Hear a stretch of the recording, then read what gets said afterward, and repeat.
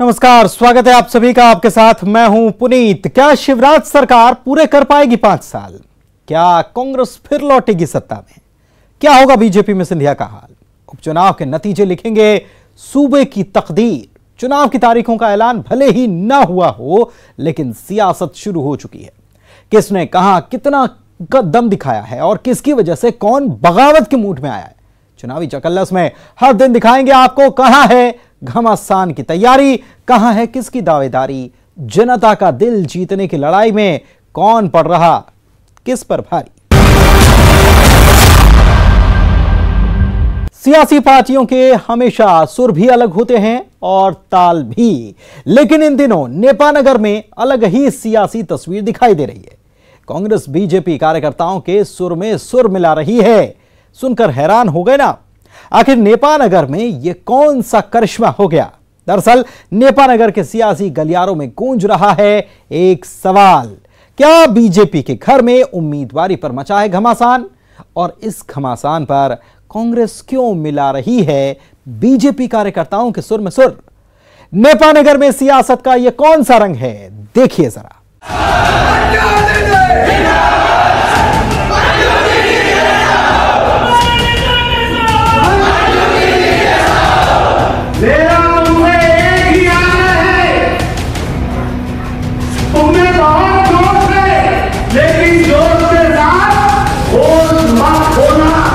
आखिर सांसद नंद कुमार सिंह चौहान के इस बयान के मायने क्या हैं? क्या नेपानगर में उम्मीदवार के नाम पर बीजेपी में मच गया है घमासान?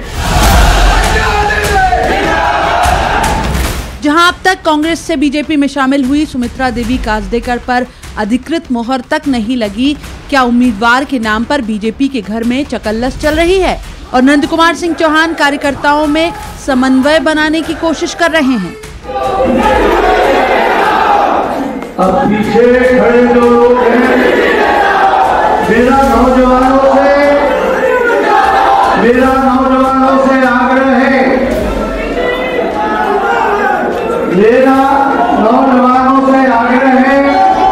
आज हम राजेंद्र दादू जी के जन्म जयंती में मैं यहाँ पे आया हूँ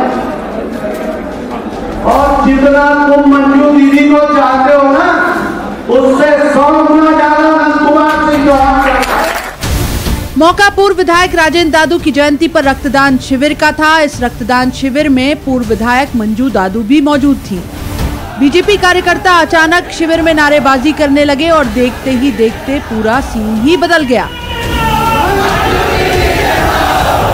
जिंदाबाद के नारों के बीच जो हुआ उस पर कांग्रेस सवाल कर रही है। सवाल ये उठने लगा, क्या उम्मीदवार के नाम पर बीजेपी में गुटबाजी शुरू हो गई है? देखिए, ये तो भाजपा की गुटबाजी शुरुआत हो चुकी है और स्वाभाविक रूप से सही बात भी है कि दूसरी पार्टी से आए हुए व्यक्ति को एकदम टिकट दे देना। जो कांग्रेस पार्टी ने जिसको टिकट दिया, विधायक बनाया, वो उस पार्टी की नहीं हुई, तो उनके कार्यकर्ताओं की बात एकदम स्वाभाविक सच है कि ये हमारी पार्टी क्या होंगी, कब भाग जाएंगी। तो उनका विरोध और वहाँ गुटबाजी खुले रूप से खुलकर सामने आ गई है और इसका दुष्परिणाम भाजपा को भुगतना होगा। इसे संभालने के लिए बीजेपी सांसद को कार्यकर्ताओं को ये समझाइश भी देनी पड़ी कि मंजू दादू का उन्हें पूरा ख्याल है। जोश में तुम मंजू दादू जिंदाबाद कह रहे हो, तुमसे ज्यादा मंजू दादू के लिए मेरा दिल जलता है। अब नेपानगर में सियासी चर्चाएं जोरों पर हैं। सवाल है कि क्या नेपानगर में बीजेपी के घर में घमासान है? सवाल ये भी है कि क्या पूर्व विधायक मंजू दादू के समर्थक नेपानगर में भीतरघात कर सकते हैं? क्या बीजेपी में सब ठीक ठाक है? इस मुद्दे पर सांसद नंद कुमार सिंह चौहान का कहना है कि कार्यकर्ताओं में कहीं कोई नाराजगी नहीं है। कोई नाराजगी नहीं है, पार्टी तय कर चुकी है। नौजवानों की अपनी एक भावना है। मंजू खुद बोल चुकी कि शिवराज मामा के हाथ मजबूत करना है। यहाँ पे सम्मेलन हो चुका, सम्मेलन में निर्णय हो चुका और निर्णय कोई मैंने नहीं किया, हाईकमान का निर्णय है। वो निर्णय को यहाँ पर आकर संभागीय संगठन मंत्री ने और मैंने जनता के कार्यकर्ताओं के बीच में रखा। ये उपचुनाव में यहाँ से भाजपा को जिताना है। पूर्व विधायक मंजू दादू जो उपचुनाव की घोषणा के साथ ही विधानसभा क्षेत्र में एक्टिव हो गई हैं। दावेदारों की रेस में पूर्व विधायक मंजू दादू का नाम भी जोर शोर से चल रहा है। ऐसे में कांग्रेस सवाल उठा रही है। सवाल ये कि इस सीट से बीजेपी को मुश्किलों का सामना करना पड़ सकता है। तो उनका विरोध और वहाँ गुटबाजी खुले रूप से खुलकर सामने आ गई है और इसका दुष्परिणाम भाजपा को भुगतना हो। इसका लाभ मिलेगा कांग्रेस को? बिल्कुल 100% लाभ, और लाभ के साथ में जिस प्रकार से सुमित्रा कार्तिकर ने जनता का भरोसा, जनता का जो विश्वास तोड़ा है, तो उसका सबक भी उसको जनता सिखाएगी। क्या सुमित्रा देवी काजडेकर इन कार्यकर्ताओं को अपना बना पाएंगी? क्या विरोधियों से ज्यादा चुनौती अपनों से है? हालांकि जिस तरह नेपानगर में बीजेपी में उम्मीदवारी के लिए होड़ है, कांग्रेस में उम्मीदवार ढूंढे नहीं मिल रहा, तो नेपानगर की जंग में दोनों सियासी पार्टियों के सामने हैं चुनौतियां। बुरहानपुर से शारिक अख्तर के साथ bureau report, news 18 Madhya Pradesh Chhattisgarh. क्या बिना राम नाम नहीं बनेंगे नेताओं के काम? पीसीसी चीफ कमलनाथ की हनुमान भक्ति देखी आपने। अब कांग्रेस पर भी आस्था का रंग ऐसा चढ़ा कि पार्टी 27 सीटों तक मंदिर मंदिर फेरी लगाने वाली है। उपचुनाव से पहले कांग्रेस का दांव 27 सीटों पर धार्मिक स्थलों की जानकारी जुटाएगी कांग्रेस, और फिर दावा यह भी कि सत्ता में आने के बाद इन धार्मिक स्थलों का कायाकल्प कर दिया जाएगा। सवाल यह कि कांग्रेस का यह भक्ति रस वोटर पर क्या असर दिखाएगा?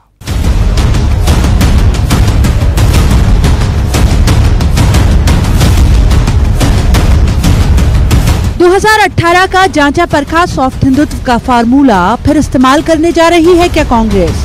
उपचुनाव से पहले कांग्रेस का दांव 27 सीटों पर धार्मिक स्थलों के विकास के लिए रोड मैप तैयार होगा।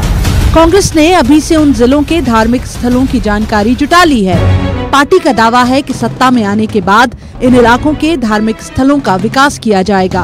उस समय भी उनमें जितने धार्मिक स्थल थे, क्योंकि जहाँ धार्मिक स्थल होते हैं वहाँ लोगों को रोजगार मिलता है, इसलिए इस रोजगार की अहमियत को देखते हुए इन सभी जिलों में जहाँ जो धार्मिक स्थल होंगे, इनके उन्नयन के लिए सरकार बनने पर एक ठोस प्लान बनाया जाएगा, जिससे वहाँ उसका उन्नयन भी हो और लोगों को रोजगार भी हो। अयोध्या में राम मंदिर निर्माण की नींव रखे जाने के बाद से कांग्रेस ने सॉफ्ट हिंदुत्व का रुख अख्तियार कर लिया था।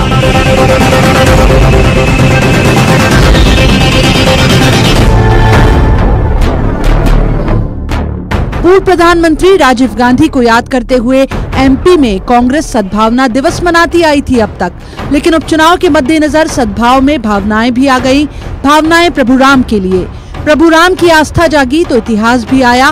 कांग्रेस ने विज्ञापन जारी कर राजीव गांधी को राम भक्त बताया और दावा किया कि राजीव गांधी ने ही साकार की थी राम राज्य की परिकल्पना। 1986 में राम जन्मभूमि के ताले खुलवाने का क्रेडिट लेने की कोशिश तो कांग्रेस पहले से ही कर रही है। अब चेन्नई में राजीव गांधी की प्रेस कॉन्फ्रेंस का भी जिक्र किया गया और बताया गया कि उनकी आखिरी ख्वाहिश थी कि राम मंदिर अयोध्या में ही बने। हमारा एक विचार है कांग्रेस पार्टी का, और उस विचार के साथ राम राज्य को प्रतिपादित करने में हमने पहल की और आगे राम राज्य कायम हो, ये हमारी इच्छा है, उसी को हमने प्रतिपादित। 27 सीटों के मद्देनजर ही था कांग्रेस का ये दांव। 2018 के विधानसभा चुनाव में कांग्रेस के वचन पत्र में राम वन पथ गमन और पंचायतों में गौशाला निर्माण का वचन कांग्रेस ने दिया था। फिर एक बार 27 सीटों पर धार्मिक स्थलों के कायाकल्प का वादा किया जा रहा है। कांग्रेस की ये भक्ति बीजेपी को भला कैसे रास आएगी? बीजेपी पलटवार कर रही है कि एक कांग्रेस की मुस्लिम तुष्टीकरण के बाद हिंदू तुष्टीकरण की राजनीति है। कांग्रेस को एक बात बहुत अच्छे से समझ लेनी चाहिए कि काट की हांडी बार बार नहीं चढ़ती। ये बार बार जिस प्रकार से हिंदुओं को ठगने का और धोखा देने का काम कर रहे हैं, जिस प्रकार से उनका मजाक बढ़ाने का काम करें। हिंदू कोई धर्मवीर और धर्मांध नहीं है। हिंदू समाज यानी भारतीय समाज धार्मिक समाज है, आध्यात्मिक समाज है, और ये इन टोना टोटकों से, इस प्रकार के वतूलीबाजों से क्यों आप 16-17 जिलों का ही केवल धार्मिक तौर पर मैप बनाएंगे, उसकी रचना करेंगे? क्यों नहीं पूरे मध्य प्रदेश के बारे में 15 महीनों में आपने कुछ किया? इसलिए हिंदुओं के सामने इस प्रकार की बातें रखना केवल हिंदुओं का मजाक बनाना है। कम से कम ये मुस्लिम तुष्टीकरण जैसी राजनीति हिंदुओं के साथ ना करें। 2018 के विधानसभा चुनाव में भी कांग्रेस के वचन पत्र में अल्पसंख्यक तुष्टीकरण पर खास जोर नहीं था, बल्कि राम वन पथ गमन, गौशाला निर्माण जैसे ठेठ हिंदुत्व के मुद्दे उठाए गए थे। हालांकि कांग्रेस के इस बदलते रुख पर पार्टी के भीतर से ही सवाल उठ चुके हैं, लेकिन कांग्रेस सॉफ्ट हिंदुत्व का दामन थामे हुए है। एमपी में रह रहकर भक्तिमय हुई कांग्रेस, क्या केवल 27 सीटों के लिए है ये चुनावी दांव? क्या फिर मंदिर मंदिर दौड़ने की है तैयारी? भोपाल में अनुराग श्रीवास्तव के साथ bureau report, news 18 Madhya Pradesh Chhattisgarh. Gwalior Chambal के दंगल को जीतने के लिए सियासी पार्टियां पूरा दमखम दिखा रही हैं। बीजेपी ने 3 दिन का मेगा शो किया तो कांग्रेस ने भी चंबल के दंगल को जीतने के लिए कमर कस रखी है। लेकिन इस रण में बीएसपी की एंट्री जोर का झटका जोर से ही है। उपचुनाव के इस रण में बीएसपी ने सबसे पहले ग्वालियर चंबल की 8 सीटों पर अपने उम्मीदवार के नाम का ऐलान कर दिया। गठबंधन से पहले ही इनकार कर चुकी बीएसपी 27 सीटों पर अकेले के दम पर चुनाव लड़ेगी और बीएसपी सुप्रीमो मायावती खुद संभालेंगी प्रचार की कमान। बाकी इस समय सबसे बड़ा सवाल यह कि उपचुनाव के दंगल में बीएसपी की एंट्री किसे बेचैन कर रही है।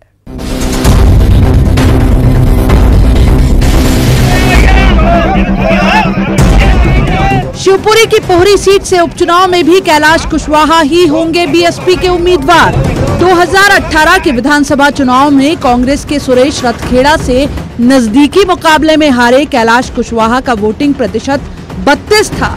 जीत से केवल 4 कदम की दूरी पर रह गए थे। इस सीट का जिक्र केवल इसलिए कि आप जान सकें कि बीएसपी ने 8 सीटों पर उम्मीदवारों का ऐलान भले सबसे पहले किया हो, लेकिन एक एक टिकट जांच परख कर दिया है और पूरी 27 सीटों पर पार्टी चुनाव लड़ने की तैयारी में है। पार्टी सभी सीटों पर पूरी ताकत के साथ चुनाव लड़ेगी और इनमें से अधिकांश सीटें ऐसी हैं जिन पर कभी न कभी बहुजन समाज पार्टी का प्रत्याशी अपनी जीत दर्ज करा चुका है। तो निश्चित तौर पर इस उपचुनाव में, होने वाले उपचुनाव में बहुजन समाज पार्टी अच्छा प्रदर्शन करेगी। बीएसपी ये दावा कर रही है कि उपचुनाव वाली 16 सीटों पर सिंधिया, शिवराज और कमलनाथ को कड़ी टक्कर देंगी मायावती और ये कहने के पीछे बीएसपी के पास आधार भी है। 2018 के चुनाव में भले पार्टी को भिंड और पथरिया केवल 2 सीटों पर जीत मिली हो, लेकिन पोहरी में बसपा 52,000 वोट लेकर दूसरे स्थान पर रही थी। मुरैना सीट पर बीजेपी बीएसपी की वजह से हारी। जौरा में बीएसपी की वजह से बीजेपी तीसरे नंबर पर पहुंच गई। आरक्षित वर्ग से आने वाला जाटव समाज इन सीटों पर 6 लाख के ऊपर है, जो बसपा का मजबूत वोटर कहा जाता है। अकेले मुरैना की 5 विधानसभा सीटों पर 2.5 लाख वोटर है जाटव। बीजेपी ये मान रही है कि बीएसपी के मैदान में आने से कांग्रेस की मुश्किलें बढ़नी अब तय हैं। इन क्षेत्रों में जहां जहां बहुजन समाज पार्टी अपने प्रत्याशी उतारेगी, कांग्रेस का परिणाम में क्रमांक 3रा होने वाला है, क्योंकि कांग्रेस के हालात बुरे हैं। कांग्रेस का दावा कि ग्वालियर चंबल की 16 सीटों पर कोई चुनौती नहीं। बीएसपी का वोटिंग प्रतिशत भी 1998 के बाद से लगातार घट ही रहा है। बहुजन समाज पार्टी का जो 98 और 2000 तक जो एक ग्राफ था, उसमें निश्चित तौर पर काफी हरासमेंट हुआ है और हमारे लिए कोई चैलेंज नहीं है, कोई ऐसी चुनौती नहीं है। हालांकि वोटिंग परसेंटेज के हिसाब से देखें तो 2013 के विधानसभा चुनाव में बीएसपी का वोटिंग प्रतिशत 6.29 था, जो 2018 में 5% पर खिसक गया। ग्वालियर चंबल की जिन 16 सीटों पर उपचुनाव है, उनमें से 3 सीटों पर बीएसपी को 36 से 44% वोट मिले थे, जबकि अन्य 9 सीटों पर 20% वोट। इसमें दो राय नहीं कि फिलहाल कांग्रेस और बीजेपी से रूठे नेताओं के लिए नया दरवाजा है बीएसपी और चुनाव में इन 2 दलों से नाराज वोटर के लिए तीसरी चॉइस भी। क्या बीएसपी संभावनाओं की हवाओं पर सवार होकर ही आ रही है? संभावनाएं कि कांटे का मुकाबला और नतीजों में जीत हार का मामूली अंतर बीएसपी को किंग मेकर बना सकता है। जब कांग्रेस और बीजेपी के लिए प्रतिष्ठा का है ये चुनाव, तब कयास और हकीकत का फासला क्या तय कर पाएगी बीएसपी? भोपाल में अनुराग श्रीवास्तव और रंजना दुबे के साथ bureau report, news 18 Madhya Pradesh Chhattisgarh. Gwalior Chambal की 16 सीट, जिसके पास समझो सत्ता की चाबी उसी के पास। इसी रण को जीतने के लिए कांग्रेस अपने कार्यकर्ताओं में जोश भर रही है। कांग्रेस ने दतिया में जन आक्रोश रैली निकाली। मुद्दा यह कि कांग्रेस कार्यकर्ताओं पर कथित झूठे पुलिस मामलों को वापस लिया जाए, लेकिन इस रैली में उल्टे कांग्रेसियों पर हो गया एक और मामला दर्ज। अभी देखिए दतिया में कांग्रेसियों के दर्द की दास्तान।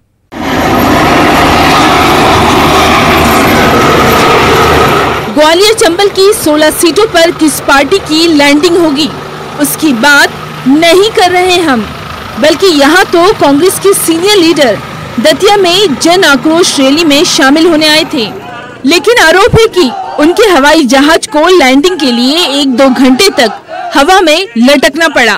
सुनिए ये आरोप। हमारा हेलीकॉप्टर उतारने की परमिशन नहीं दी गई। परसों ग्वालियर गए थे, 1-1.5 घंटा हमारे हवाई जहाज को हवा में घुमाया गया। ये सब चाल आप समझ सकते हो। यहाँ पे ग्वालियर चंबल संभाग में भाजपा की जमीन हिल गई है। ये जान करके कांग्रेस के लोगों को परेशान कर रहे हैं। उनके कांग्रेस के नेताओं को सभा नहीं करने दे रहे हैं, मीटिंग नहीं करने दे रहे हैं। पर मेरे कांग्रेस के कार्यकर्ताओं में इतना जोश है कि हमें कहीं दिक्कत नहीं है। 16 की 16 सीट ग्वालियर चंबल संभाग के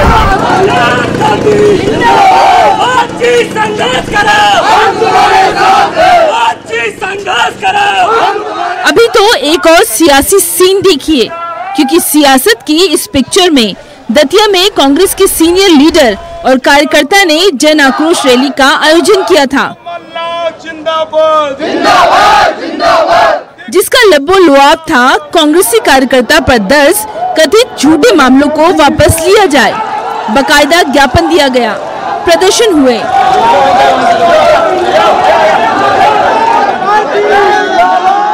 लेकिन इसी प्रदर्शन पर कांग्रेस के सीनियर लीडर और कार्यकर्ताओं पर नामजद मुकदमा दर्ज हो गया। कांग्रेस नेताओं ने ये उल्लंघन किया है माननीय कलेक्टर महोदय के आदेश का, और कोविड-19 का उल्लंघन किया है। उसके तहत इन पर आपराधिक प्रकरण दर्ज हुआ है, जिसमें कुछ अपराध किस्म के लोग भी शामिल थे, जैसे संघर्ष यादव है, मोहर सिंह कौरव है। ये आपराधिक किस्म के लोग हैं। इन्होंने उद्यम किया उसमें, तो इन पर केस रजिस्टर्ड हुआ है। कौन सी धारा लगी इन पर? 144 का उल्लंघन जो किया है उसके अंतर्गत जो भी दंडनीय अपराध है, जो भी वैधानिक कार्रवाई है वो की गई। कितने नेता होंगे लगभग? इसमें है 15-16 लोग। अब किसके दिन बुरे चल रहे हैं या अच्छे, ये हम नहीं कह रहे। कांग्रेस का ये शो कितना हिट रहा, कितना सुपर हिट, चलिए इस पर भी नहीं जाते। अब मामला दर्ज क्यों हुआ ये सुन लीजिए। कायदा तो ये कहता है कि कोविड टाइम में गाइडलाइन का पूरा ख्याल रखा जाए, लेकिन इस मंच की ये तस्वीरें सोशल डिस्टेंसिंग में भी नहीं कोई दूरी, मुंह पर मास्क नदारत। कथित मामलों को वापस लेने के लिए जो रैली आयोजित की गई, लीजिए उस पर भी एक और मुकदमा दर्ज हो गया। हम लोगों का जो कार्यक्रम था वो कार्यक्रम ये है। अब कांग्रेसी लीडर कह रहे हैं हम जेल जाने को तैयार है, कोई कह रहा है आमरण अनशन करेंगे, लेकिन सवाल ये भी उठा रहे हैं कि आखिर उन्हें प्रचार प्रसार से क्यों रोका जा रहा है। सारे लोग गिरफ्तारियां देंगे एक साथ इकट्ठे होकर के, और गिरफ्तारी के बाद हम लोग जो है जमानत नहीं कराएंगे, जेल जाने का काम करेंगे, ताकि लोग देखें कि ये जेल क्यों गए। चर्चा होगी, आप लोगों को समझ में आएगा कि जेल जाने के पीछे हम लोगों की कोई गलती है या गलत तरीके से गए। आप लोग बाद में लिखेंगे, और मैं आप नोटिस दूंगा आमरण अनशन का। उनकी समझ में आ गया है कि 27 में से 27 सीटें वो हार रहे हैं, इसलिए पूर्वाग्रह से दमनकारी नीति अपना रहे हैं, जिससे कि कांग्रेस के कार्यक्रम न हो पाए। अब इस मामले में बीजेपी इन आरोपों को निराधार बता रही है।